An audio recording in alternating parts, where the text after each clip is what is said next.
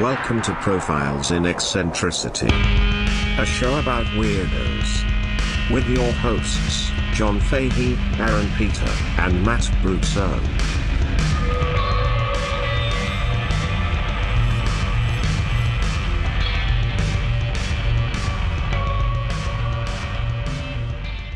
Hello, folks. Welcome to Profiles in Eccentricity. It's a show about weirdos. Doggone it. My name's Johnboy. It's Johnboy time. John Fahey, your host. Joining me as ever. You're going to like the way he looks. I Aaron P. it. Michelangelo's David Duchovny. 3 children stacked on top of each other in a trench coat. Stabbing. Each child is ripped, shredded, has a massive old hog, disguising themselves as an adult man so they can get into porno theater or something. Socially distant, of course. Aaron Joseph Peter, how are you? I'm good, man. But emotionally. COVID compliant. Yeah. I'm COVID defiant. My mask is my personality. I agree. Wear the mask to protect the ones you love. It's all about you. Fucking idiot. Really, I was watching Breaking Bad last night because I've never finished. Like after the 3rd season, I didn't keep watching. And like the premiere of season 4, it's when they're in the meth lab because like Jesse fucking killed that guy, and like they're being like held hostage or whatever, and fucking the other henchman is like cooking up the meth to show that he can do it without them. And Walter White's like, we should all be wearing masks. We really should be wearing. I can't stress enough how much we should really be wearing masks. I was like, man, the show was really ahead of its time. Yeah. Really nails the zeitgeist. Yeah. Aaron, to your right, my left, there's the Frenchman henchman, Oh. I mean, I wouldn't. Dr. Matt Brousseau. I don't even recognize him. Well, when you guys texted earlier, I thought you said new guys. I didn't know you meant nude guys. Wait, so I what? was like, I'm going to be a new guy for you. I didn't realize you wanted Were to we have talking it. about nude guys? Oh. I don't remember never not talking about Yeah. nude guys. Yeah, my weakness is men, Is that right? but I don't believe in gender. So you have no weakness. So my weakness is men, in quotes. My weakness is man, like mankind. Yeah. Oh, the wrestler. Man is the bastard. To serve man. Yes. We have a new cartoon out. From Dark Rose Dallas, right? Oh, God. I haven't posted on the Instagram yet, but that will be out by the time this episode comes out. And when does this episode come out? This will come out Thursday? Wednesday or Thursday. Wednesday or Thursday? Wednesday or Thursday. And In it. we do have the Instagram where you can view these things. We do have a YouTube. We do have a YouTube where you should like and subscribe. Yeah, ding the bell, whatever that Smash means. the bell. Oh, smash it. I don't know what that means. Report us. Yeah. Yeah. If you're from Australia, or Ireland, leave a mean comment. Yeah.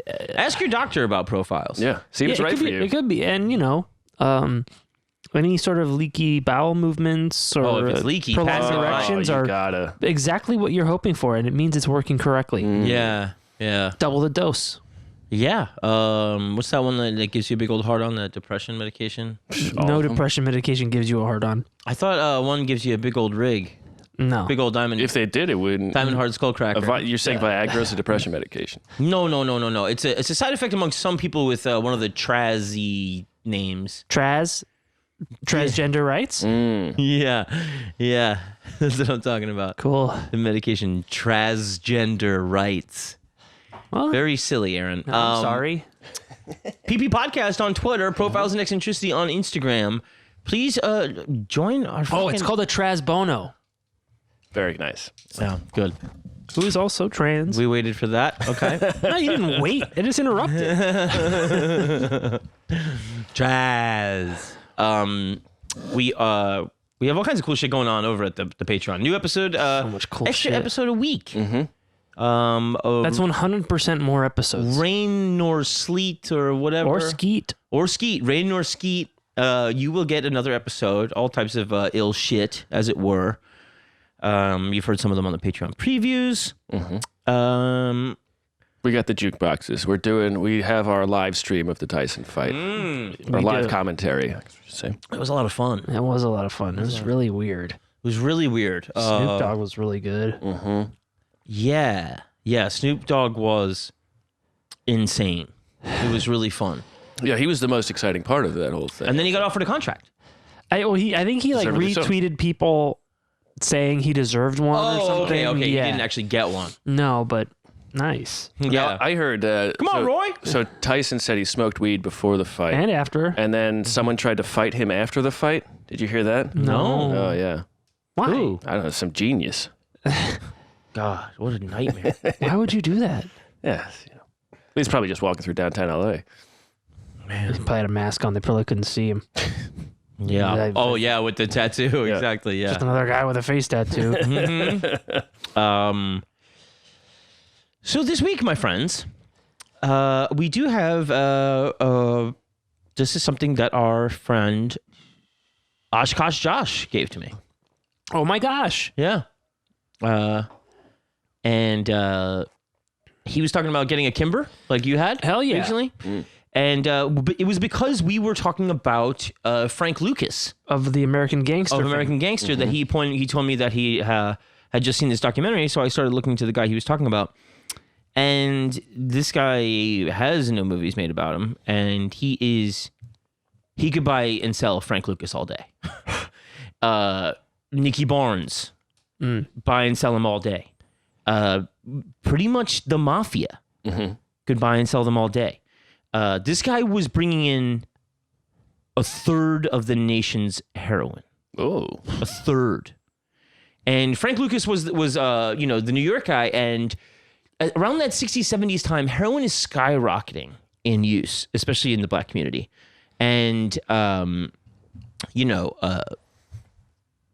thing they make out of Frank Lucas is that he's going and getting it from Vietnam. And bringing it in soldiers' caskets. Yes, and it was going around the mafia, which was really hard to do, and it just wasn't done. The rise of the black gangster was like a really like new thing because they just had the mafia had an utter monopoly on heroin, and cocaine is starting to take off, but it's not quite there yet. Because this is the 60s. 60s, 70s, yeah. But for a long time, the mafia didn't deal in narcotics, right? Yeah, and then they would kind of dip out of it when it got a little more hot, and then they would come back into it. But it was basically like the organized or whatever criminals from the black community were always basically having to go hat in hand to the mafia to get product, and Frank Lucas went around that, but Frank Matthews was also he was another black guy from North Carolina, like Frank Lucas, and his operation just completely dwarfed that of Frank Lucas, because Frank Lucas is just really a New York guy. Well, New York's a big place, though. I mean, per capita, were they similar? Or? Per capita? I mean, population-wise? Yeah. Well, I mean, I think, John, you were saying that, the little bit you told me was that this, like you said, Frank Lucas, New York City. Sure. Yes. City of dreams. Yeah. Apple pie. It's where dreams are made You of. get millions of people, but then that leaves the whole Eastern Seaboard. Yes, and right. that is what Frank Matthews had. From Miami to New York was all Frank Matthews. That's the I-95, pal. Yeah. And Hershey Highway. It goes right through Hershey, Pennsylvania, is that what you said? Nah, I don't know. I just meant because it was chocolate. so along the way here, there's just so much interesting stuff going on, and the mafia is getting their stuff through what they would call the French Connection. Montreal. Right? The French Connection. It is Montreal, and it's also Marseille. Marseille, France. Yes, it's a French. That's where the labs are, and it's The heroin. the heroin labs, and the poppy is coming from Turkey. So it's Turkey, Across Marseille, Montreal, and New York. Wow. And that's the French Connection. And that would go on for like 30, 40 years. It's beautiful. International commerce. And like people working together. Yes. And the same guys are kind of involved in it throughout. And What's the legacy? God only knows how much money those guys made. I mean, we're talking about 35 years of no taxes and black market prices. I'm talking about like a half dozen dudes behind the entire supply of heroin for a third of a century. America. Yeah, for a third of a century. And it's it's Corsican mob guys, and it blows my mind every fucking time, man. But from the get-go, CIA protection. Every fucking time. And it was because they were a counterweight to communists. So the Corsican mob were acting as like a firewall against the communists from where? In fucking In Italy? In Russia and China? Well, I guess Cuba? Let's see. So where would there be communists in that part of like the and Mediterranean? that's the 40s I'm talking about. Ah, okay. Okay. So Oh, in a the lot more 40s. communists Oh, everywhere. Yes, okay. exactly. I gotta find out where exactly That's it interesting. is. Yeah, and but it's just like before this thing even gets off the ground, they already are sanctioned by the fucking CIA. I mean, every fucking time. You can't make this shit up. No, I mean, if you They're want to always behind drug supply. if you want to do something really just some heinous shit, just go to the CIA and tell them you're going to do it. And Well, tell them that there's commies on the other side, Yeah, and then you and can they'll get a be free like- fucking pass to sell dope. hell, they'll help you do it. I gotta. They'll be like, we know a guy. Yeah. All right, you're gonna fight the commies. You're gonna need this. It's amazing. This, sir, this is a spoon and a lighter. You're Yuri Geller. now. That's what it is. And so these guys, If I was a heroin addict, I'd be best friends with Yuri Geller. it was to prevent French communists from bringing the port in Marseille under their control. Ah, That's why it had the backing of the CIA. smart. And so the money that starts it up comes from the fucking French Gestapo. The money that starts up the heroin enterprise. Yes. It's Gestapo money. Yes, it was called the Carlingier, which is the French Gestapo, which is from the German occupation of France during World War II. So it's leftover. They're Germans or they're French or they are Frenchmen who were working with Nazis they had stolen money as Gestapo people during the war. from Jews. Yeah, and used it to start up this enterprise. And then it's Nazis and the CIA starting a heroin business, basically. Yeah. Oh, well, the CIA knows about it, and they're fine with it. Yeah. Yeah. And, maybe coordinating something, or at the very least, skimming or stopping people from stopping them. Yeah. You know, there's this idea of, you know, the CIA is the company, they call it, and it's the shadowy, nefarious. And there's a part of me that wants to believe that totally. But I do think that it's kind of the be careful when fighting monsters thing, because you might become one yourself. Mm-hmm. But I think a lot of like the really because to me this is not a fucked up story of the CIA, because there are a lot more fucked up stories of the CIA For sure. and there are just a lot of cowboys that go off and do fucked up shit within the CIA because they can. And then it's all kind of hearsay. So like, But I do want to say, if you're listening, CIA, I do think you're patriots. if you are the agent on the ground, what you tell the people you're dealing with, you're telling your superiors is probably something completely fucking different. Yes. Well, I mean, yes, maybe not, but even the people at the top of the CIA are corrupt and complicit. And I mean, it's not even corruption because it's legalized. Like the FBI works in the United States, it focuses on stuff in the United States. So the CIA doesn't have. There's no protections that the protections Americans have from the FBI is not. The CIA doesn't have to worry about They that. got maritime law and international tomfoolery law. So they don't even have to lie because it's basically whatever they want to do, they can do. Yeah. It's just if they're going to assassinate someone, they just have to, like, the president has to know. That's probably it. Yeah, and it seems like all of their shit is, kind of it is the company. It's American interests. Yes. And that's not necessarily swayed by whoever is in office or in power. Right. It's kind of because those are like career guys. Yeah. And they decide Yeah. what is in the best interest. And if they can't get the budget, they make it. Yeah. Yeah. Which was a lot of that cocaine shit in the 80s. Yeah, and like I said, I've said before in the show, It is pretty cool. that stuff was, to me, a far-fetched conspiracy theory when I was a kid, that the CIA was bringing in drugs to black communities, and now it's just proven to to the flight number. Yeah. You know what I mean? Yeah. But yeah, they're always in all this shit, and it also makes sense because of the nature of the black market and how fluid it is, and green is all that matters. Yes. Right? Money is all that matters. So that means you're open to all different kinds of contacts and shit like that. So it just makes sense that they kind of busy themselves in that world, right? That's how they, end up getting the mafia to protect the ports during the Second World War and stuff like that. It's making all those kinds of weird deals and shit. But anyway, so the mafia has this French connection, and that's where everything's coming from. And these guys going around it was a brand new thing. But first, I want to start with Frank, and he grows up in Durham, North Carolina, and Durham is, And he's born like in the 20s, 30s. 1944. Shit. It was Okay. okay. Yeah. Oh, that's right, because he's up in the 60s doing shit. And so he's grown up in this town where I think there's 3 white businesses, 125 black. Shit. And they said they had like a Black Wall Street. Right. And there was a lot of upward mobility for black people. For a southern town in the 60s, there was no lynchings. There was no murders. There was none of that shit going on in Durham. Huh. And so you could see black folks getting ahead. And, a lot of them were like really about taking care of each other and stuff like that. And Frank is raised by his aunt.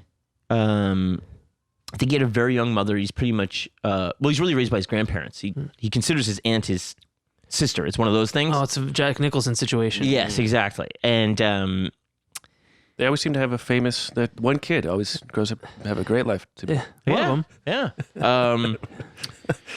So yeah, his mom died when he was 4, and he's raised by his aunt Marcella and his grandparents. And she marries a police lieutenant. Actually, he's nicknamed Pee Wee, and he drops out of school in 7th grade. And he was kind of leading a gang, they say, and the only arrest he had in that time was for stealing chickens from local farms. Oh, no. And what would he do with them, John? Oh, don't. Well, maybe he just made a farm of just lost chickens. Or did he eat them? Well, they were lost because he stole them. Oh, yeah, that's a good point. yeah, and they crossed the road. Oh, no. Stealing chickens. Maybe he bred them and then returned more chickens, with interest to the place from which he Well, he'd burgled them. fertilize the eggs, Oh, smart. himself which is smart. Yeah, with his seed. yeah, With seed money. yeah. Oh. Seed money, good, very good. Came from the Gestapo. So he goes and serves a year for that, and Is like a what grader? that's 14. So what is that? He does a year in grade? prison? Yeah, Or jail? 1960. Yeah. Okay. Theft and assault because he attacked some farmer that stepped to him or whatever. Nobody calls me chicken. And shortly thereafter, he goes to Philadelphia and he starts being a numbers writer. Hell yeah. So do you want to tell people what the numbers? Yeah. So we talked about it a little bit in the Iceberg Slim episodes. So the numbers racket.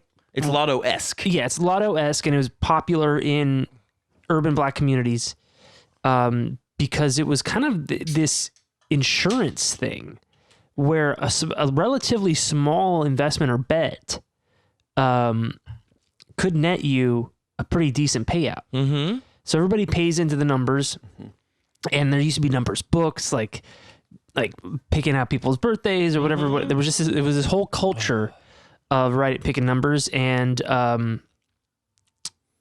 it was I think it was a weekly thing, Yeah. or even daily, depending on the community. And whoever was, I don't think it was a 50-50 split of whatever it was, but whoever was writing the numbers would take a certain cut of that money, and then the rest of the cut was given out to whoever won, who picked the right numbers. Mm-hmm. And they also call it policy. Mm-hmm. Because it was like an insurance policy. And so you could pay in for a penny or a buck as a single, unwed mother or whatever like that. And then if you got it, which the odds are way better than the lotto. The odds are like maybe like 1 in 100. Right. Because the numbers. It's a local thing. Yeah. And it wasn't such a bigger, it wasn't like 6 two-digit numbers. It was a smaller number of permutations. And so you could put in $1 or a penny and you get paid out like 50 to 1 or something like that. And you would win, predictably. And that's my understanding of the numbers. Yeah. I could be off by a few things, but it was just a much more reasonable racket than the lotto. Yeah, so he was doing that in Philadelphia. He was a numbers writer, and he starts meeting these guys that are going to be future drug connects. Guys like Major Coxon, who would later go on to run for mayor. Major Coxon ran for mayor. Yes, Major Coxon ran for mayor, and the black mafia was very big in Philadelphia. And those guys are fascinating because they were all tied to a Nation of Islam temple. And they were all dealing drugs, and they were all gangsters, and rather violent, rather into murder. And they were all kind of weirdly, well organized and untouchable because it was also like organized out of like a fucking mosque. Yeah, well, I mean, the Nation of Islam shit was like very big on. I just read autobiography of Malcolm X. Yes, and he, huge. He was like the voice of the Nation of Islam for 10 years or whatever, and mad into discipline and order and having your routine for the day and being unflappable. And they also all did fucking like jujitsu and shit. Yeah. And it makes sense that you could get some of the less savory elements of the Nation of Islam to be like a really good fucking mafia. Totally makes sense. Yeah, especially with the jujitsu. Oh, yeah, you don't want to fuck with these black guys. They're all black belts. Yeah. What? But then it's also part of this thing too where, so sometimes you would have like people in the Black Power movement that were steadfast against drugs. And then you have people in the Black Power movement that were like, at least we're doing it.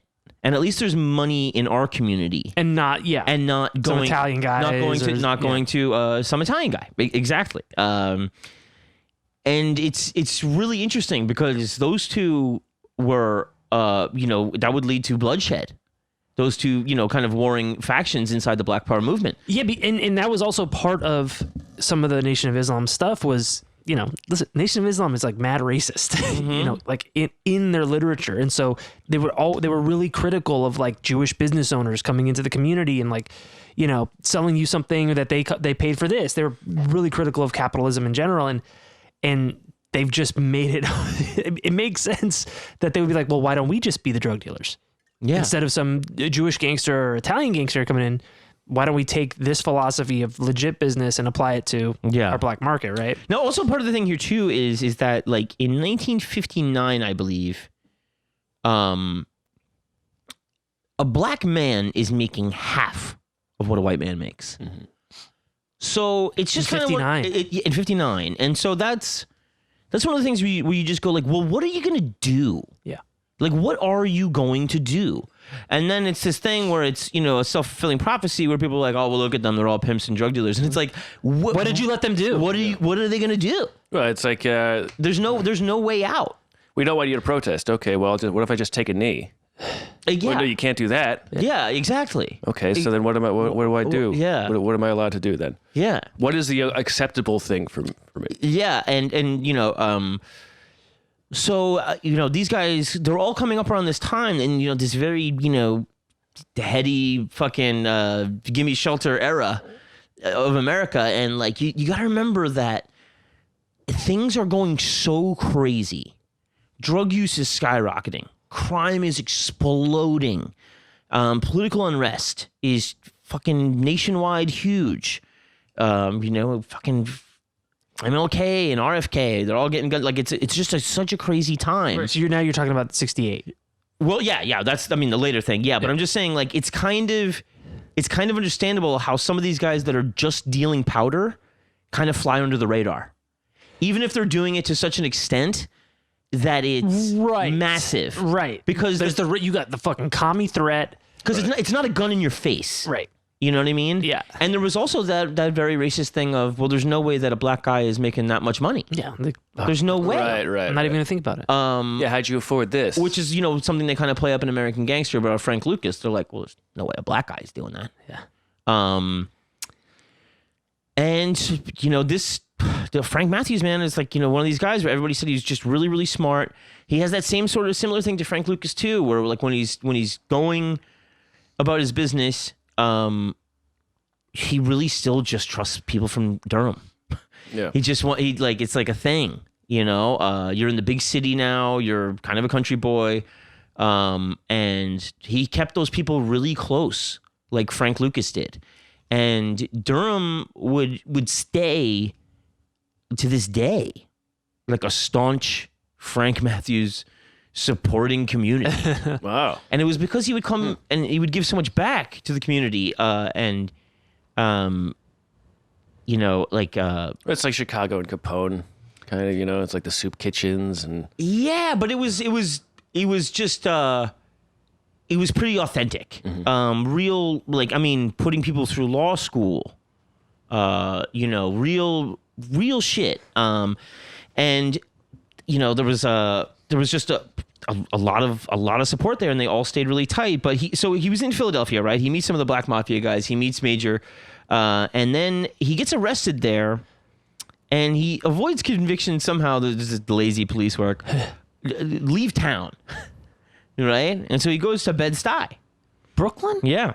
In New York. And he becomes a barber. And he's still doing number stuff. And that's kind of like a good place to be doing it. Yeah. You know, you're in the community. Everybody's coming in. It's a little bit of a town square there. Yes. Shaving a haircut. Sixpence. And he's also doing collections. Oh. And he's so he's like a heavy, you know? Was he a big guy? Not really. So in 65, he's like getting out of numbers and he's going into heroin, and Also a numbers game. and he's just being like, oh, make more money. And so he tries to get linked up with the Gambino family and the Bonanno family, Joe Bananas, and they're like, no. No. And so from the numbers time, he knows this guy, Spanish Ray. Spanish Ray? Spanish Ray. Now, is that R-A-Y or R-E-Y? R-A-Y. Spanish Raymond. Marquez.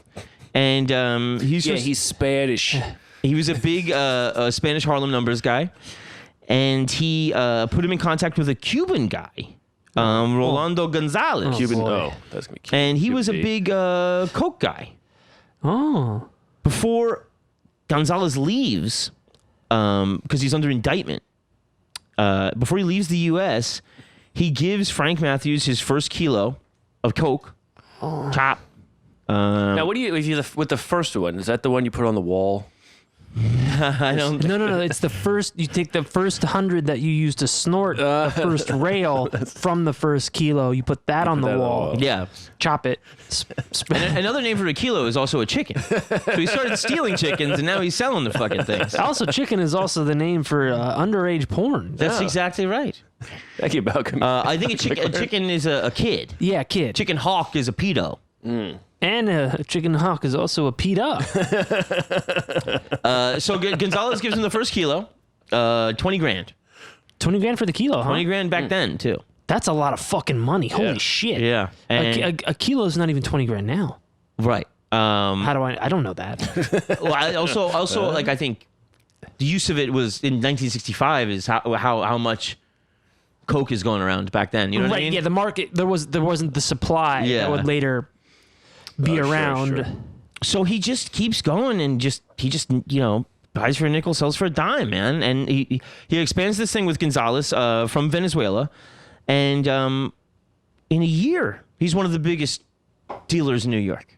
In a year, right? You know if he's cutting it? He must be cutting it. Yeah. Well, he would basically take dope from anywhere as long as it was sufficiently pure to his standards. And he also now starts doing coke. Hell yeah. Chops it up, which is nice. You know, it's a productive drug. Yeah. Feels good. I mean, it makes your dick soft, so you're not thinking about chasing skirt all day long. Yeah, but I'm on tramazoline. You know, he's on trampolines over here. I'm on trampolines with a boner. He's a transpoline. Transpolice? Yeah. Is that a Leonard Cohen song? Transpolice? Yeah. Gender's fake, losers. Transpolice. So yeah, he goes up to heroin, right? And The way you said it, it sounded like a city. yeah, he Goes up to heroin, New York. goes up to heroin, and heroin is going well at this time. That's moving. I think they did like a thing where they pulled like some street in Harlem, and it was like a third of the people were on heroin. Jesus Christ. We polled our local drug users to see what they take. What do you take it? What? They weren't very talkative, so we gave them some coke. Yeah. And they wouldn't shut up about it. Jesus, so we had to give them some heroin. 100% of people in Harlem are on heroin. You heard it here first. So the DEA said he goes up. By 1972, he's making $10 million a year, selling heroin to every East Coast city. Everyone. Every city. Every city. And he he has a common law wife with 3 children. Is that different than a swamp law wife? Yeah. It's like Okay, so it's like I didn't marry you, but you ended up being my wife anyway. Wait a minute, there's a lady you here. lived in the same house for 6 months. Like, fuck. So let me ask. So within a year, he's making $10 million a year. Is that what you said? Or By 1972. So that's, okay, so that's 5 years. Let's say 5. Yeah. Okay. And if you're gonna get to it, just tell me. Shut up. But like, what sort of operation was that? Like, it was very franchisey. okay. And so he was all about getting, just whoever was in the town, and he would just go, and everybody liked Frank. Right. Like, he was really friendly. He was really fun. Yeah, the currency's charisma. Yeah. And like, Heroin is life. these guys from The Wire, man, like the guys from Baltimore, some of the old dudes in the last season are guys that did like 30 years for dealing heroin. 18 years, 20 years, like, and one of them is this guy, Shorty Boos. And So for those of you listen, they were in The Wire. They often hired actors who were real drug dealers. Yes. This is what John is getting at. And so one of them was one of these guys, and there was another guy named Liddy Jones, and he would just see kind of young guys starting out, know they were hustling, and then he'd be like, "Here's fucking 40 grand, like worth a product, and go sell it, get started, Shit. buy from me next time." Bring me 40, keep everything else. Then they would bring him the 40, and he'd tell him to keep it Fuck. because he was making that much money. And now you have this loyalty thing, right? People like you. Yes, and that's part of the like only hiring guys from Durham too, because it's not only that Frank can trust them, because maybe he can, maybe he can't. But on the other side of that is those people from Durham want to be loyal and impress him. Yeah. A guy who's come back. Right. And a guy, like, was saying one time he was making this much money, and he's probably all chopped up too, right? He's also like, all these cities too, when he's going in, like, he's got girls everywhere. Of course he does. He loves girls. He's always got like flashy cars. He's got Rolls Royce. He's coming back to Durham. And like the good old boy cops are seeing this guy come back to Durham In a Rolls? and know he's making drug money. Of course. And But they also know they probably can't touch him, right? yeah. I mean, also their thing is like, well, if he's doing it up there, what the fuck do we care? Yeah, sure, that's sure, that's sure. very Southern. It's like, well, as long as he's not doing, as long as he's inside before sundown. yeah. There's a guy they got in this. So a lot of the stuff I got this shit from was the documentary by this guy Al Prophet, and Al Prophet. It's all profit. And he does these great crime things. That's what Oshkosh Josh pointed me towards, was the documentary, and then I started doing my own digging on the other shit. But Al Prophet, shout out to Al Prophet, he did this great documentary, and it's really, really good on YouTube. What's it called? Do you know? I think it's called Black Mafia Godfather. Oh yeah. It was originally going to be called one of his nicknames, which was Black Caesar. I've heard of that. Yeah. Oh shit. So this is Black Caesar. Oh shit. And he was, according to everybody, they said it was smarter than Nicky Barnes, smarter than Frank Lucas. Like he was, some said maybe the biggest gangster ever. Certainly out of Durham. Like that. I think Vladimir Putin would have something to say. And some of the guys that he got started out, he's like, I would know the mafia guys and stuff like that. He's like, I kind of, He's like Frank could buy and sell them all day. Jesus Christ. He's like, they kind of like have a more overblown reputation and stuff like that. Sure. But he's like, in terms of dollars and market cap, yeah, probably Black Caesar. But yeah, he was just fucking incredible, and he would do that shit. There was multiple stories in the documentary about people trying to give him money and him being, he'd go, "Is you broke? Keep it, motherfucker." Guy calling him, trying to give him, and then one guy he goes, I know this. He goes, I know this story. Like, God. He gave me $1 million in plastic bags, and I was like, hey, what about that? You're gonna come get that money? He goes, what money? And he goes, remember the plastic bags? And he goes, oh, I'll get it in a week or so. And he's like, if you can forget about $1 million. He's like, God only knows. In plastic bags. Yeah, like what he was bringing in, and Jesus, so many bags. yeah, and like so there's this thing too where he's kind of like he's got some cavalier stuff where they said one time he's like just met somebody like in public, opened up the trunk, threw out a kilo to a guy across the street, like super cavalier. It's like a parade going into town. And he has this weird shit too where he gets a house in I think it's called Toad Hills in Staten Island, and that is the mafia boss enclave. So his across the street neighbor is Paul Castellano, Oh shit. who's the guy that John Gotti waxed to become the boss. Next door is fucking Three Fingers Lucchese. This is his house. Hey, does he live there or just store money there? No, he lives there with his common law wife It's common law wife. and his children. Common law children. And it's a beautiful house, and Wife, not so much. They have a tutor for the kids, and the tutor's in the doc. And he's like, I'd never seen this before. He goes, It's Italian? they had no, he's a Jewish guy. Al Prophet points that out. He goes, they even had a Jewish tutor. He took, Jesus fucking Christ. There was no ceviche anywhere, but the jet was fueled up. the tutor was fueled. he's so fucking funny. The tutor was all chapped up. He's all his numbers everywhere. Al Prophet is so fucking funny. Oh my God. And it's so great that he's making these docs. And he goes, I'm gonna kind of big him up here because he goes much deeper into this world. The Detroit people of this time. There's other documentaries that focus more on the Black Power. He's got one called White Powder, Black Power. And it's just about the drug, nice. Stuff in the Black Power community, whatever, Nation of Islam, etc. There's a lot of good stuff that he's diving into, and I gotta show you. He really talks like this.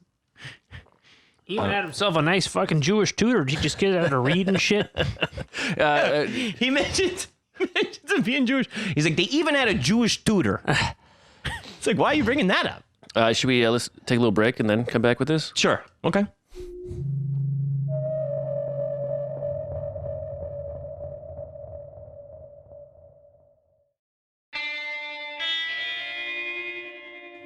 And we're back. Oh, I didn't have that curiosity cola. I'm a little curious myself. I'm bi-curious. I'm trying. I'm gonna play you this little thing about Al Prophet. Al Prophet. Now he really tells you about the connection here. The connections. Yeah. The French connections? Yeah, so I think for a while, he's buying, from the Italians, and then But he's still able to. He's buying from the New York Italians who are getting the French connection shit. yeah, but then because of that numbers shit, he has Spanish Ray, then hook him up with the Cuban guy Gonzalez, But that's coke. and then it becomes heroin too. Where are they getting their heroin? It's also from the Corsicans. So he just goes, he gets his way into the French connection on By his way own. of Havana. Yeah, By way of way of Venezuela. by way of DC. Or wherever the CIA is Gonzalez based. goes down to Venezuela, and so it's back then. I think Venezuela was like the most prosperous South American nation. Mm-hmm. But this is you're gonna hear Al Prophet here in a second, giving you the lowdown on the connection. So here you have a black guy meeting a Cuban through a Puerto Rican to get heroin from French gangsters. I mean, Jesus United fucking Nations Christ. of crime. The United You got the fucking Nations. Jesus fucking Christ! It's like the fucking United Nations of crime out here. The fucking Benetton ad covered in coke. Jesus fucking Christ. And UNICEF for fucking Chopped. Isn't that great? So it's just like, it's all these gangsters to like Talking Head documentary. And then it comes back to this guy who's like, so Can you Frank's fucking- doing this. Can you believe this fucking shit? It's just like fucking, just like, what's his name? Another Frank, isn't it? The actor. What's his name again? Oh, fucking this fucking guy? Yeah. Oh, I forget. He's dead. He is dead. He is dead. He is yeah. dead, but he takes No, over. it's not Frank. And that's not Frank. When he fucking took over fucking Unsolved Mysteries. Nobody knows who shot Tupac Shakur. If you have any fucking clues, send me a. That was a real one they did.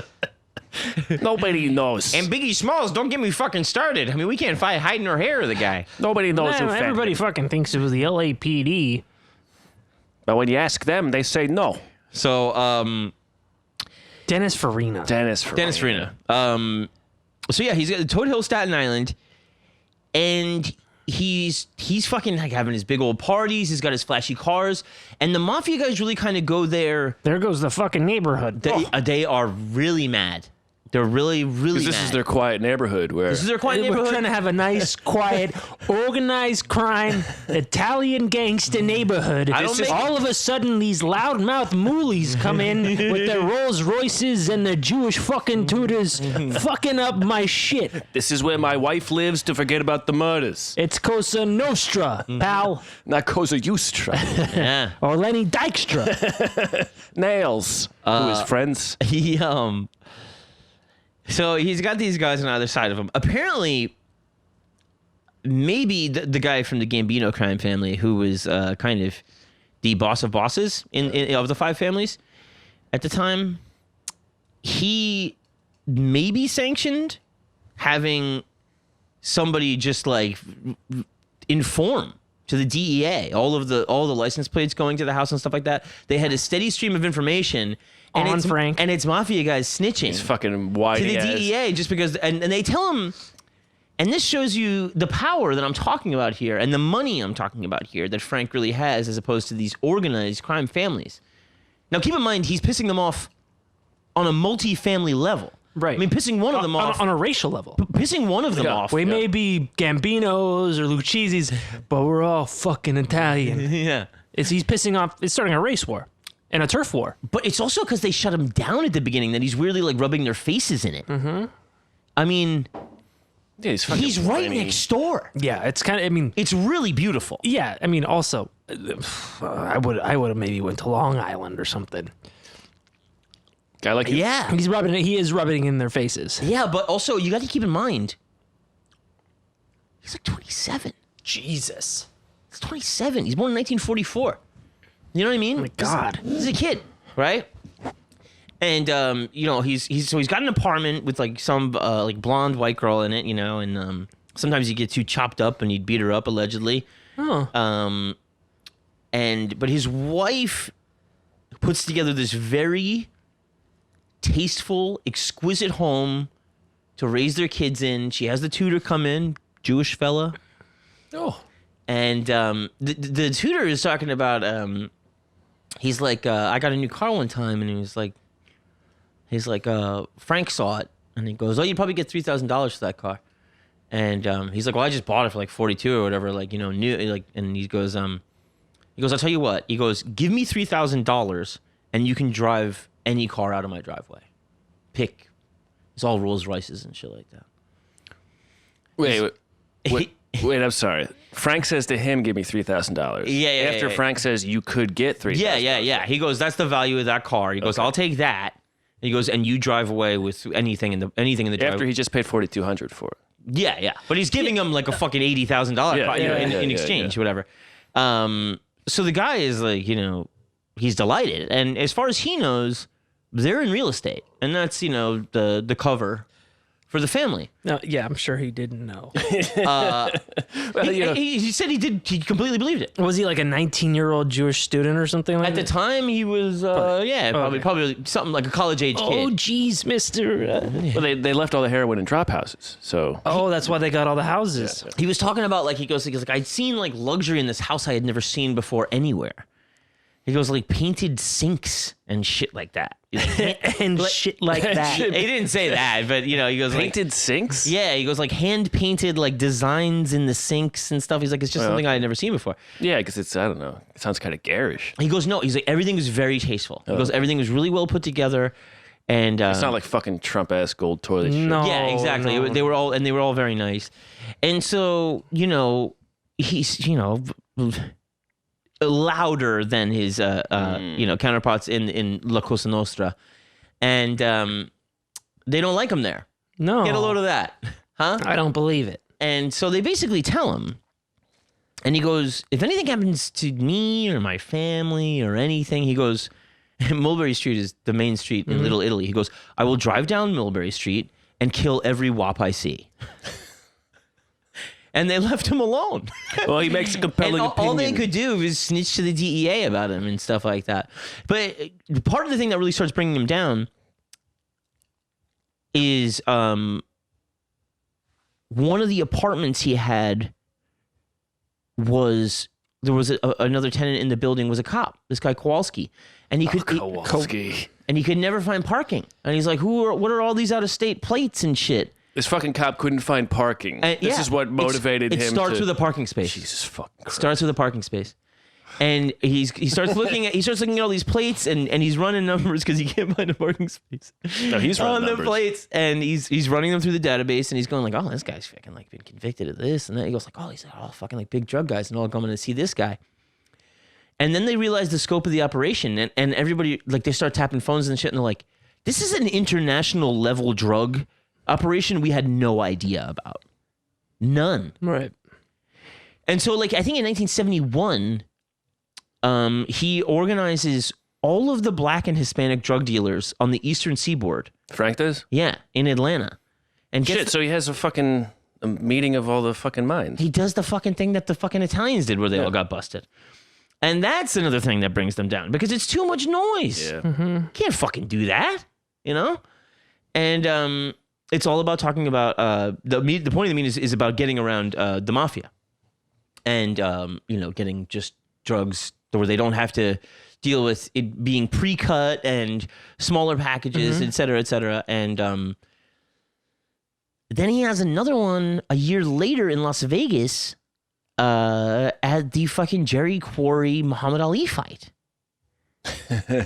What, the Sands or something like that? Right, and so it's and so Liddy Jones, one of these drug dealers. First of all, at the end of the fight, Mike Tyson dedicates the fight to Major Cox. No, Muhammad Ali. Muhammad Ali, excuse me. Who did I say? Mike Tyson. Mike Tyson. I'd like to thank Major Cox. Major Cox, he's running for mayor right now. So Major Cox is running for Every mayor. vote counts. He's Major Coxon, excuse me. He's running for mayor in Philadelphia, and Ali dedicates the fight to him. Shit. And so that's one guy, or one Frank affiliate. Liddy Jones, another guy selling drugs for Frank, he's in the ring. And at that fight, George Foreman shows up and starts talking shit, and Liddy Jones gets in his face. He's like, man, fuck you, motherfucker. He's talking all this shit. You see him on screen. By the time I'm done with you, you can be selling grills, motherfucker. Dude, he's probably so chopped up. No. He has no fear about getting in the face of old mean George Foreman. A hard-hitting... This is former Foreman. You know what I'm saying? Yeah. This is the old Foreman. He wasn't laughing. and so Liddy's in there. The fight's being dedicated to Major Coxon. And he holds another one of these huge meetings.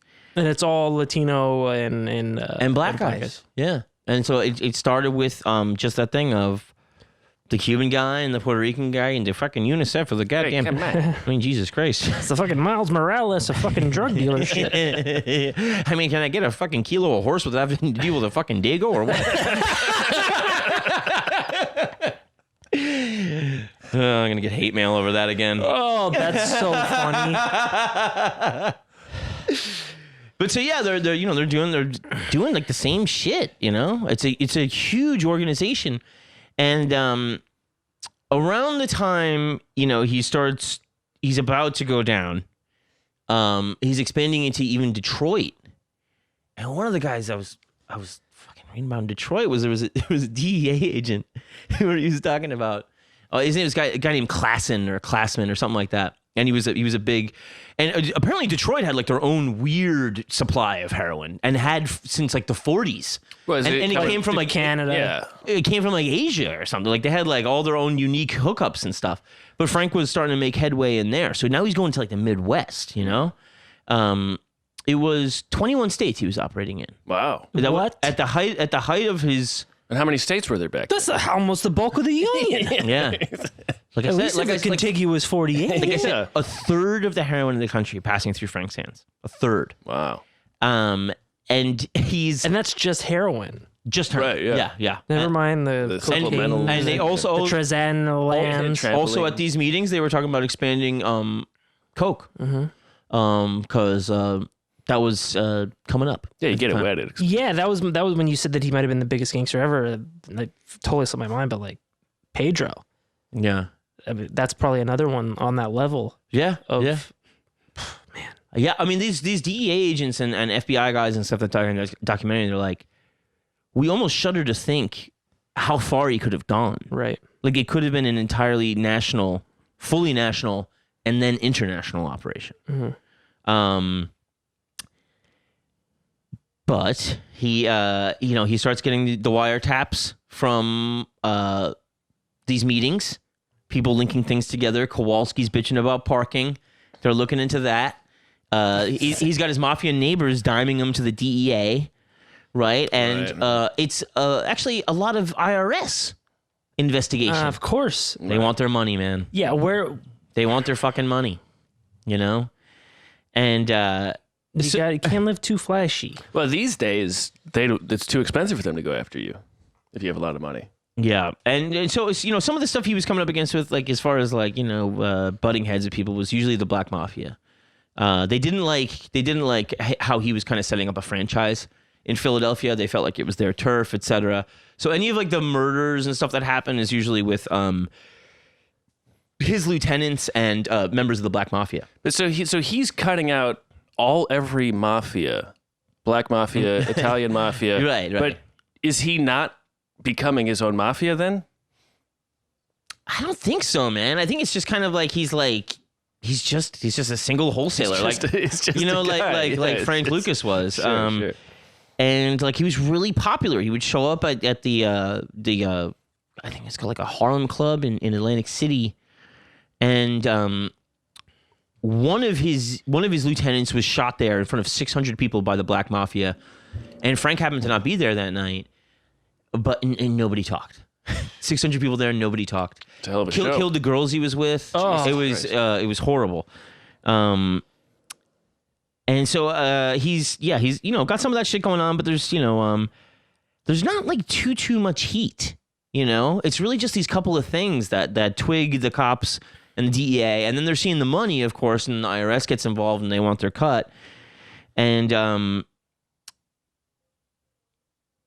they still have the thing of, even though they're doing drug dealing, the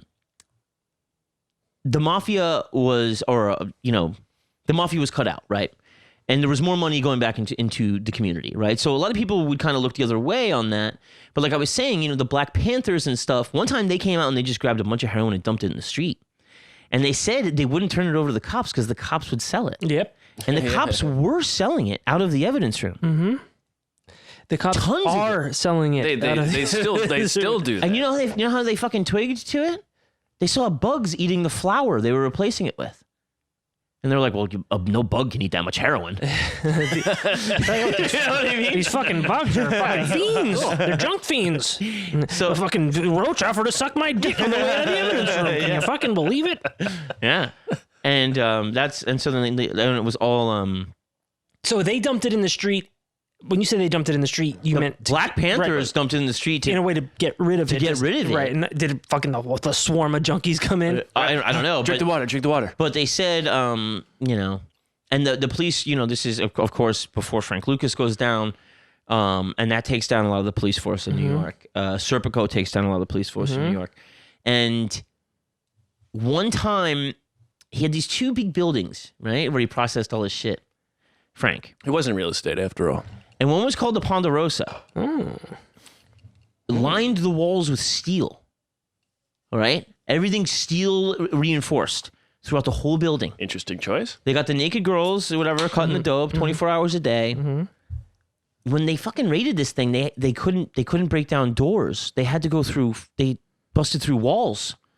And then they realized, like, oh, this is fucking major. And they swept up a half kilo off the floor. One guy died of inhaling shit in the air. No, you just fucking Ray Liotta. You did my thing. That's what I usually do. No, not a cop. I'm talking about a guy that works there. Oh, he's just breathing in the shit. He went out happy. He breathes in too much and he dies. Is that guy? And they said the cops came and Frank came out and told them they'd take care of it and they went away. So the cops are fucking, they know a lot about what's going on here, right? So he lined the walls with steel so you couldn't like bust through them? I guess, yeah. $25 million worth of heroin found in that building when they raided it. And there's another one called the OK Corral. What happened there? And that was the same kind of thing, same deal. And it was just, these buildings where it was just all day chopping and bagging. Do you know what buildings these were? Because I wonder if the steel. There's probably still some stuff you could sweep up. Yeah, exactly. I mean, the price of steel is through the roof. Heroin as well. Yeah. You go there, you recycle the steel, sweep up the fucking in between the couch cushions. Brush it off the walls. Yeah, the air duct. Yeah, the filter's got to be. Change the filters. Oh, God. So he gets busted because they start tapping the phones after the quarry fight with Ali. And they hear, a lot of drug talk. And he gets stung in 1972 in Skankfield, Florida. What? For trying to sell 40 pounds of coke. Coke.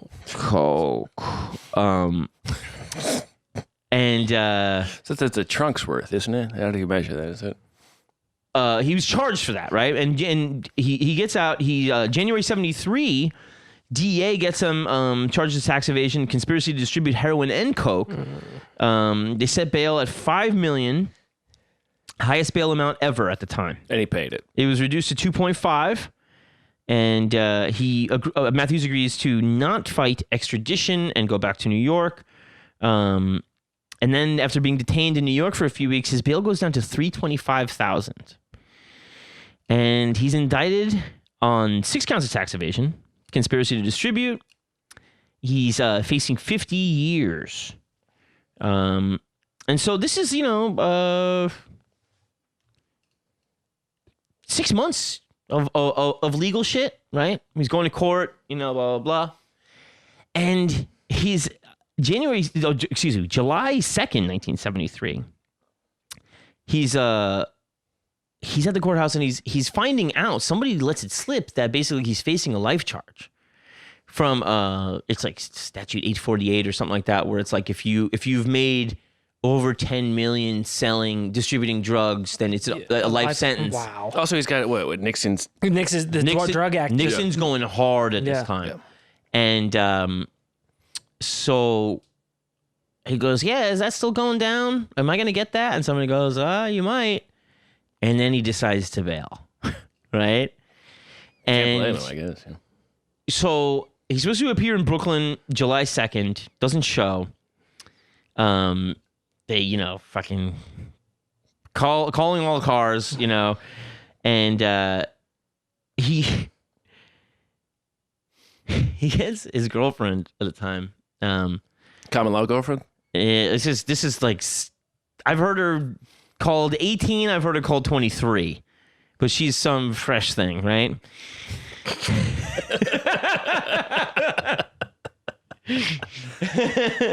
She was a real PYT, a real tenderoni.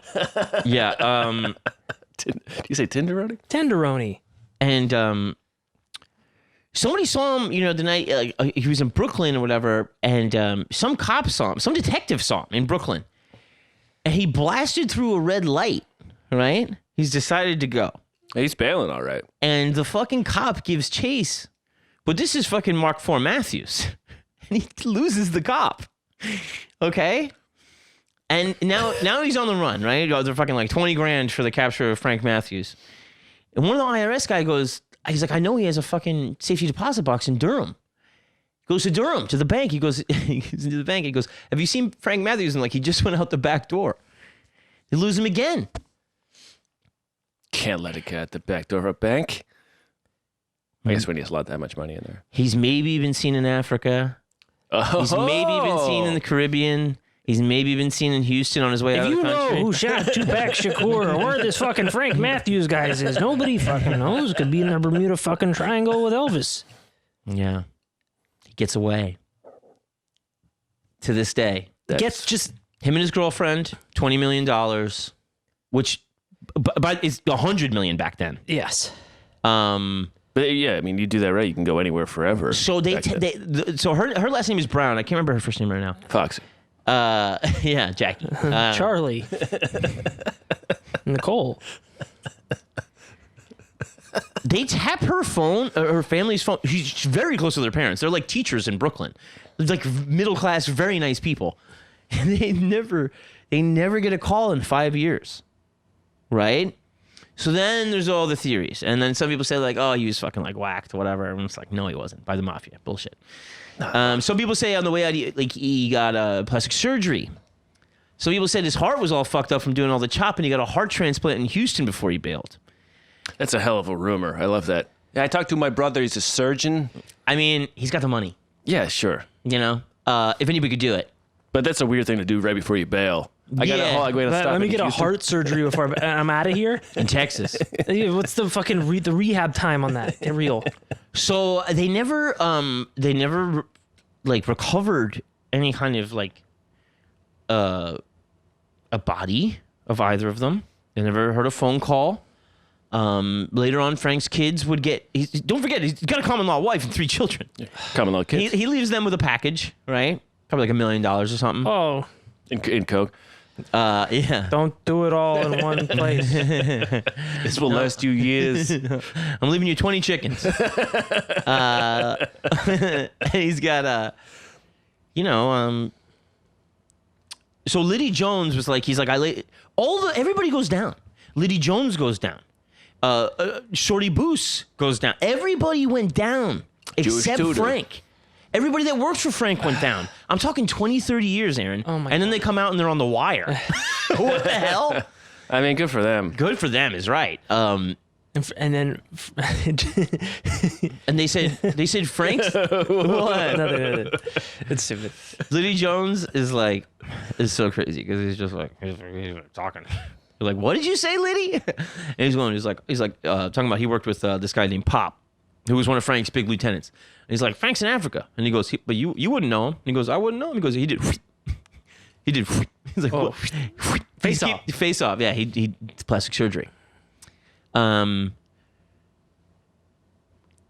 this day, nobody knows. I mean, all you got to do is go to Africa and find the guy who has a fucked up facelift. So all these the guy that looks like a 70s facelift. the guy that looks like Grace Jones. Yeah, exactly. There he is. All these DEA guys and stuff like that, like they're like he's alive, and they're like, the one DEA guy is talking about the girl, the Brown he left with. He goes, he's like, she's really well built. She had a beautiful body. I mean, I couldn't blame the guy. And he's like, they all think he's alive, and they're like, what would we even do if we caught him with like a 40, 50-year-old case? 1973 Give him is a medal. almost 50 fucking years ago. You let him run the station, just like fucking Liberating Johnson. Yeah. Well, you put up a hell of a fight. Here's the keys to the city.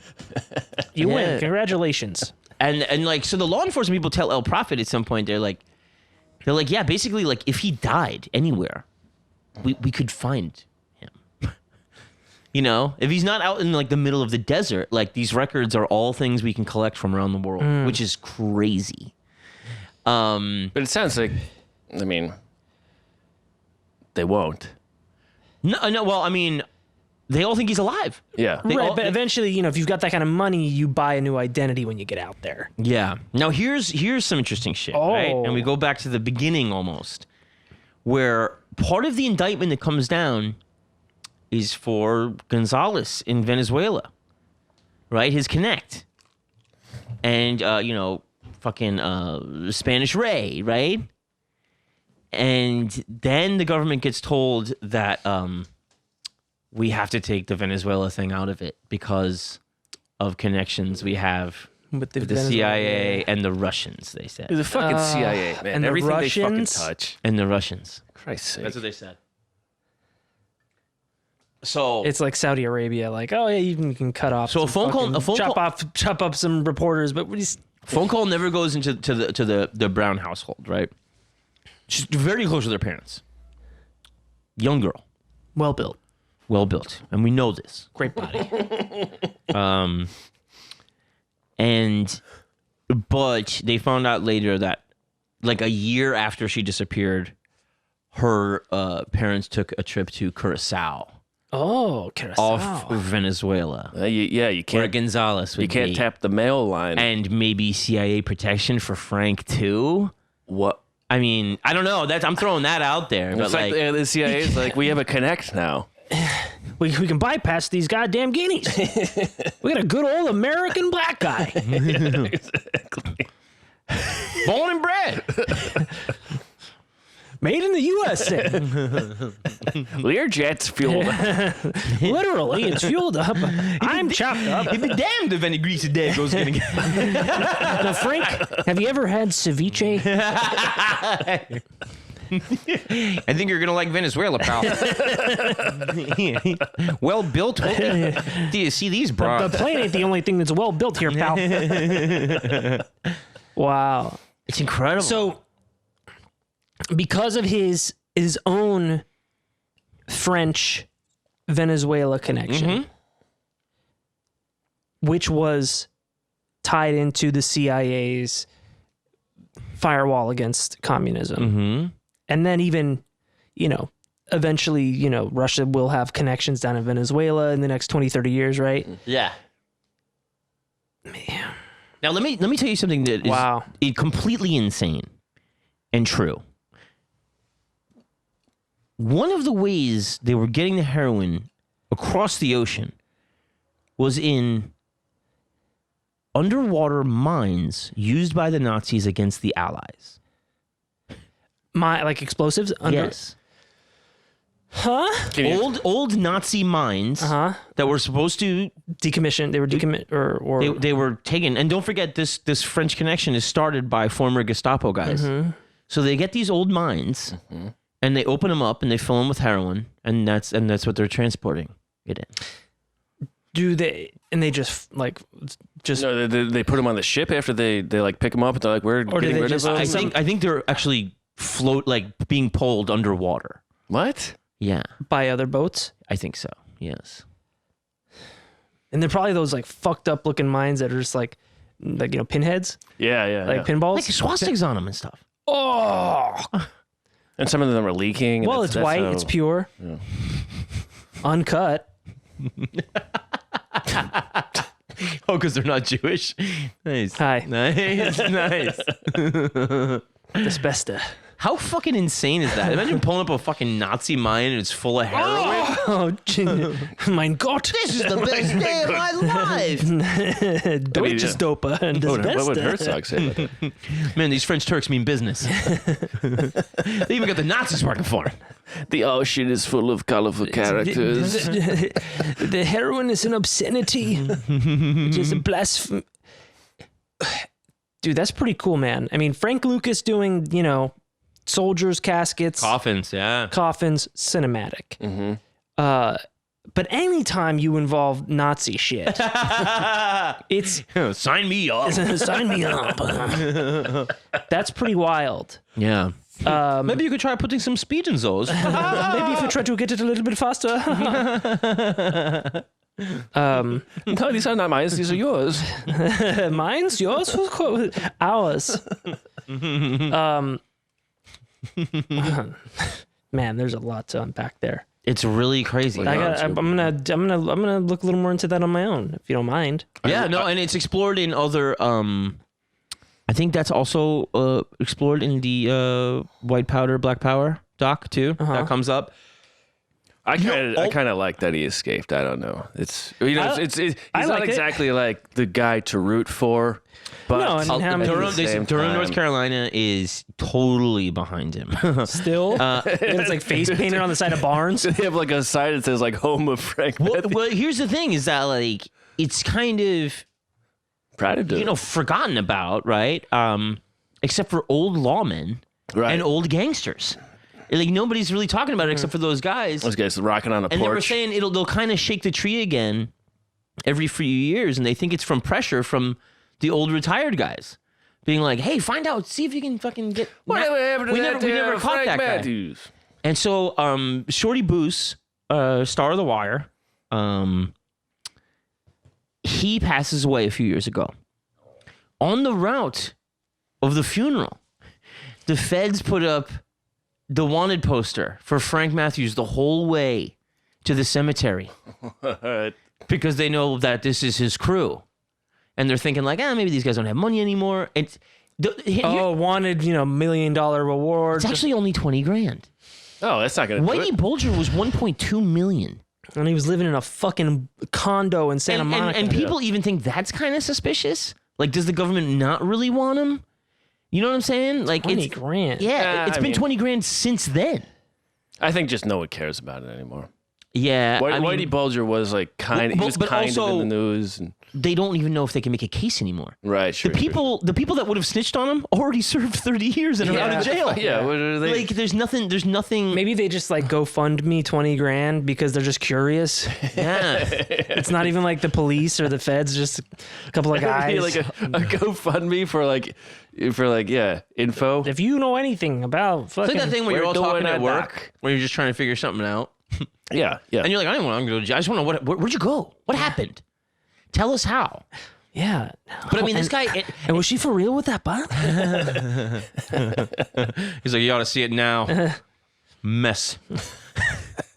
Venezuelan food. Too good. I shouldn't have got plastic surgery. Yeah, he's like, still very popular in Durham. A lot of those people, You say he's very popular in Germany? Durham. In Durham. I'm sorry. He helped a lot of people out, and they like, Sure. he, a lot of those guys that successfully get away really take care of people. Yeah, you And have they get it's away- part of the... It's And they get away because of that.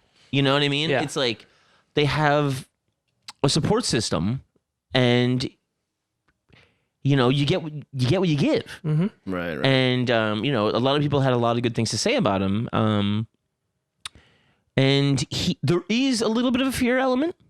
It's not as if there wasn't people killed from his organization. There was. But that was also like usually like his lieutenants. Like there's this guy Beckwith, and then that guy Pop that served time with Liddy Jones.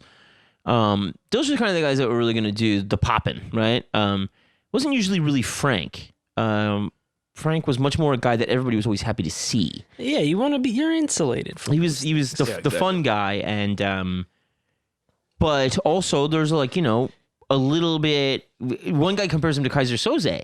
He goes like he's like, I was asking questions, and somebody in Durham told me like, oh, you don't want to ask about that. It might get back to him. Like you should be afraid of Frank. And so he's like, he kind of has like a little bit of a hero terror legacy. You know what I mean? It's a thing where I guess he's been gone so long you can almost make it what you want. Yeah, Sure. yeah. The myth. Yeah. But they're all the law guys are really kind of in awe of the discipline he showed in getting away. Yeah, There was no phone calls home, no visits home.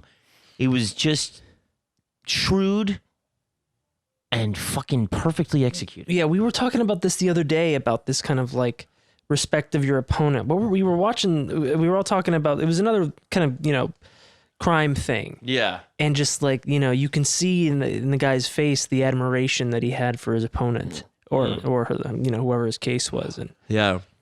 You see that like it's always in like assassin. Or it's not always in, but I remember it comes to mind from assassin stories where it's like like a burn box, which is like the moment this thing happens, this is like the cutoff. I go, everything behind me it disappears. Yeah. No questions asked. What's that De Niro thing from Heat? Yeah, it's Never have anything you can't pack up and leave in a month. Like 10 minutes if you see the heat around the corner. Yeah. Yeah. For me, the What? The For me, the action is the juice. action is the juice, and juice is life. and Heat is life. Whoa. The movie Heat is life. Whoa. Yeah. Val Kilmer is life. Whoa. Science has failed, It has failed. and she blinded me with it, Yeah. and that's why it's failed. Yeah, because And your that, was, eyesight is and great. that was wrong. and that was wrong. Thank you. I don't agree with that. I think it's also says a lot that a cop not finding parking was like that's so Petty bullshit. just like the, petty bullshit with a guy. guy behind the steering wheel. Yeah, it's just such a guy punching the clock. Kowalski, you're late again. I'm sorry, a bunch of I these can't black find guys took my parking spot, I'm gonna sir. look up every license plate in this neighborhood. Yeah. How many Polacks does it take down an international black drug lord? One who can't find parking. But that's also the thing in The Wire. It starts with the church window. Yeah. Yep. And and another Polish guy starts shaking tree branches because he's like, how does that guy have that money for that good window in the church? It starts with petty bullshit because these are just guys punching a clock. Yeah. Yeah. And they're like, you know what really grinds my gears? And then they're fucking. But they have the power to actually fucking. Then they're like, I discovered an international drug ring. Yeah. Petty vendettas are you'll keep going. Yeah, exactly. You know what? Yeah. It's really a trip though, man, seeing all these guys from The Wire show up and shit. Like,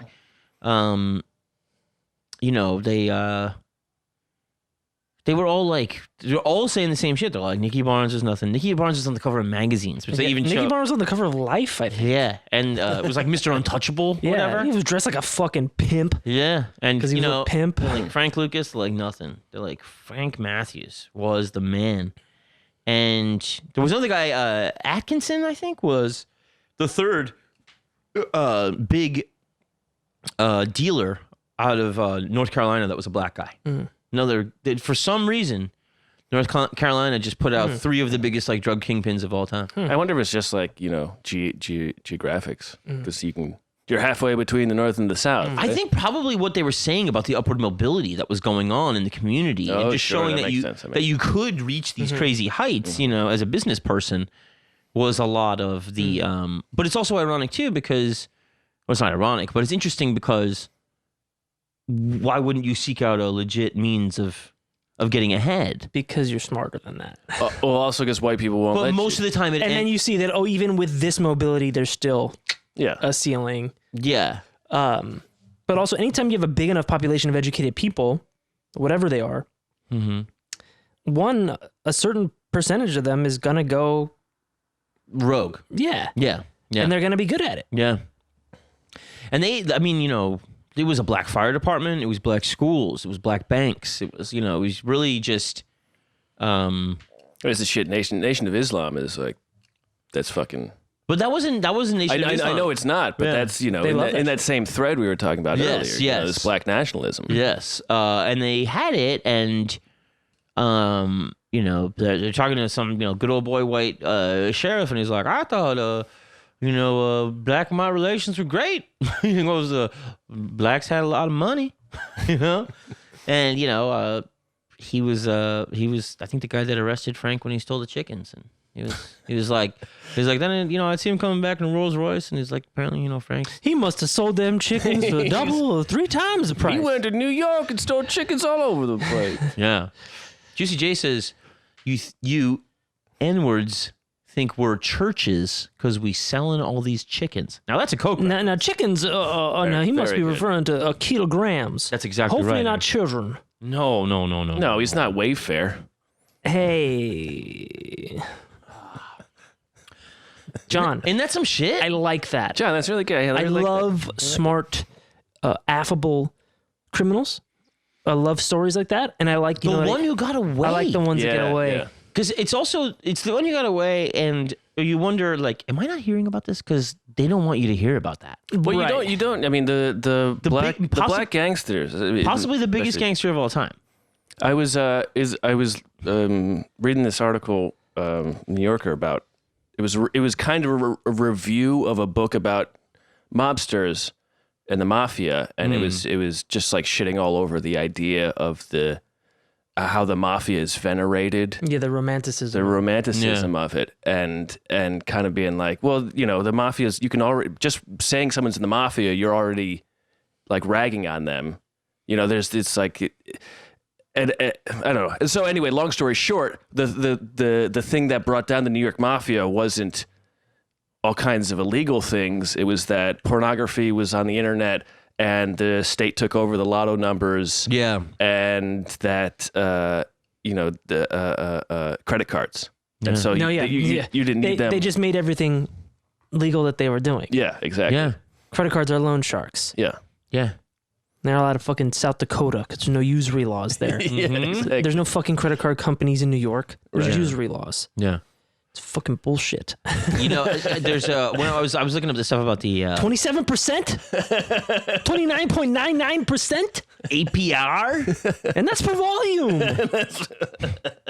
Hello? APR? Or like ATM. Hey, that's what I'm talking about. You want some ATM with your ATM? Because we're fucking you in the ace. That's Chase. That's Batman for you. Chase. Batman. Yeah, busty ass to mouth all night. What? Bust. Bust. Oh, nice. Bust. Nice. I never knew it stood for that. Yeah, that's how they thought it. The character. Really? No. Yeah. What's Robin? Oh, I can't tell you that. This is a family show. Our family's taboo. Our family's legal. Mark. It's just like Paul. Oh God. Yeah, we got to do that. We got to do that. Yeah. It's so fucked up. We're gonna have to do another. Like, if we do another porno one, it'll have to be classic era and not as Yeah, agreed. lascivious. Yeah. Yes. We'll do one of those classic shits. Yeah. They're fucking good. They are fucking good, And they're good funny. and they're good. Yeah, they are funny, and the Yes. music is cool. We'll get to it another time, but Yeah. I really like this episode. Yes. I'm gonna learn more about this character. I really like the open-ended nature of it. Yeah. Did he get away? His CIA protection was he? Sightings in Africa, sightings in the Caribbean. You know, some people thought he came back in the country and stayed and blended in. Who knows? Some people think she did that. But most of the law people that you hear from in the doc think he's alive. Wow. You know? We just want to know. We just want to say hi. Yeah. That's crazy. It is, man. Yeah. It reminds me a little. Well, maybe this is just kind of what I was thinking of recently, but you know, the end that sentencing of Ted Bundy, the judge. Yeah, you went another way, partner. Yeah, you know, it would have been a real pleasure to see you practice law in my courtroom. Yeah. And I mean that. And I wish you the best. And like the judge is like, when you watch it, if you've had a drink, you're gonna cry. Like it's incredible. And the judge is like genuinely heartbroken that he's sending this guy to the fucking chair.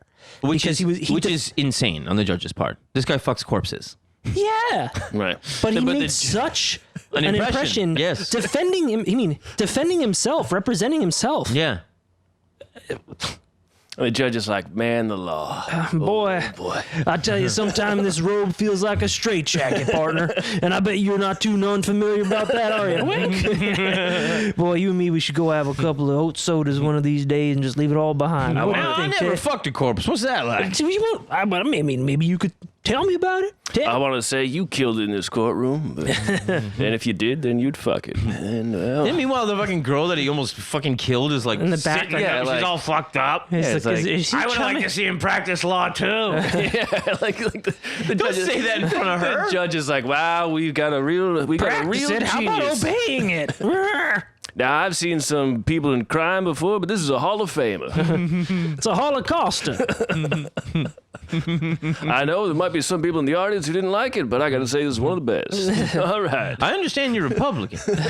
No, I like that. Man, It's a wild time. it is a wild time. It's a wild, wild time. John, that was great. Thank you. I was had really a good. lot of fun And with thank it. you to Oshkosh. Josh. Yeah, good stuff. Send it. We will if you send it to us, we will look at it and try to work it in. Yeah, I mean, sometimes we drag our feet or whatever, but that was just one that It does take a Yeah, while. we got a lot going on. Yeah. that was one that just grabbed me. And Yeah, you were talking about it all he week. sent it to me, and in the moment, I started watching the doc, and I just started doing the Wikipedia dive, and then I was doing the dive on the French Connection, and then the Black Mafia, and there's just so much. I mean, the way that it goes up against politics and celebrities and different movements, it just purveys like all these different things. Like one of the guys, this guy gets killed. He's a politician. He's involved with drugs, and No. and he gets killed. And they thought it might be Frank, but it would end up being this guy who left a note at the murder scene that said it was from Black October about not having drugs in our community. And that guy who was convicted of it he's the cousin of the girl that plays Cleopatra Jones in the Blaxploitation No movie. shit. Yeah, it's like crazy links and shit. Like it's a total trip, you know? Wow. And it is just so crazy thinking about how something that seems as omnipresent as American heroin is really just all from Marseille. Via Turkey, via Montreal. Isn't that it's really a couple of guys. Yeah, a couple of guys and a couple of ports of entry. Yeah. And fucking CIA approval. Right. CIA going, Ziga. Yeah. There you go. How'd you go? Well, then From the get-go. like Yeah. the calculus there, like the CIA's math there is the lives that are destroyed or ended because of the drug addiction, abuse, and the crime surrounding it. That destruction versus communism. is significantly less dangerous on our shores and around the world than communism. But also Yeah. they would believe that if there was an American communism, it would flourish in poor communities. So therefore, it's two birds, one stone. That's also the cynical viewpoint they're doing by getting drugs into the black community. They're going, oh, they're all radical leftists. So And poison them? yes. And also, also show them the miracle of capitalism by giving them a seed money. Right. This freeway Ricky Ross character has a good head on his shoulders. Show Yeah. him. I'm investing in small businesses. You don't want to join a work collective, do you, buddy? You don't want to share this heroin. Isn't this nice? What do you know about franchises? Ricky. Yeah. It's A very good takedown. Very trip. good analysis. trip. Really enjoyed that. Thank you, Josh. It's probably worth doing some CIA Patreon episode because I their think we Osama would- bin Laden shit that's a whole nother thing. Yeah. Oh, yeah. I mean, even all those attempts on Castro. Yeah. Fascinating. There. I mean, we could have a whole sideshow of CIA shit. Yeah, The yeah. CIA is just. I mean, it's the Do you most. remember- do you it's the most cinematic of all the. Do you remember that agencies. series of books where they had like all those short little books where it was like they all had like this like the same kind of like format on the cover where like one was Chomsky, one was Gore Vidal, and one was the CIA's greatest hits? Jesus fucking Christ. Yeah. Really? It was like greatest hits. it was and it was just talking about their okay. exploits around the world and all the But fucked up. what was known? One was Chomsky and one was Vidal. What do you Yeah, think It about was that? this. It was It's a this. hell of a range. It was a series of short political books by It was like Scholastic for kids. mostly good authors, but it was like basically an introduction to some of these things for younger readers. I would Okay. say I got them when I was like 14. So it was like Chomsky for dummies, Gore Vidal for dummies, CIA assassination no, for dummies. they're actually books by those guys. So Okay. it's actually a Gore Vidal book, but it's like, short. It's like was it Wishbone? What's that? What? What's that? Oh, the dog? dog? What's the story? Wishbone, come wag another Yeah, tail. it's Wishbone, but Wishbone was right after Bill Nye on KCET, your local PBS affiliate. More of a Clifford guy. Oh, He's red. Yeah, big red Martin communist. Short, he was Clifford. Oh yeah, he is red. Shit. Big old commie dog, uncut. No, Wishbone was the. It was a little a precocious little Jack Russell Terrier would reenact things from literature. Yeah. Funny. What's Yeah, the so story? in like You wish, in like 20 Shakespeare- minutes, he would tell you the story of the three Yeah. musketeers. Oh, really? Yeah, D'Artagnan. because he would time travel back. Yeah, and to, he'd have on a fucking little hat with a That's fucking kind of a poop. good idea. Yeah. Yeah, it was. I mean, it was So cute. basically, A Tale of Two Cities breaks down like this. the tail, Tail. He's a dog. Wag the fucking thing. And he wagged the fucking thing. Wishbone. So you were saying that. But anyway, in the series of books, one of the books was the CIA's greatest hits, and it was just compiling all the stuff about just the absurd things they've been involved in throughout the years. Yeah, the heart attack fucking gun, that one. Oh, yeah, that's yeah, what they were trying to get Castro with. Yeah, it's All the stupid fucking. it's definitely things they tried.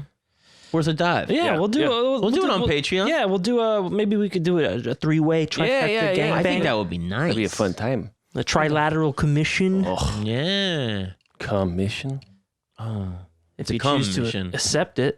Yeah. Accept it. Yeah. So dumb. No. Accept it. No. That was really great. That was great. This really sparked my curiosity. Let's do some fucking off. Yeah, Yeah, let's fuck off. I'm gonna say goodnight. My name is John Fahey. My name is Aaron Pita. my pursuit. Good night, everybody. We love you. Not.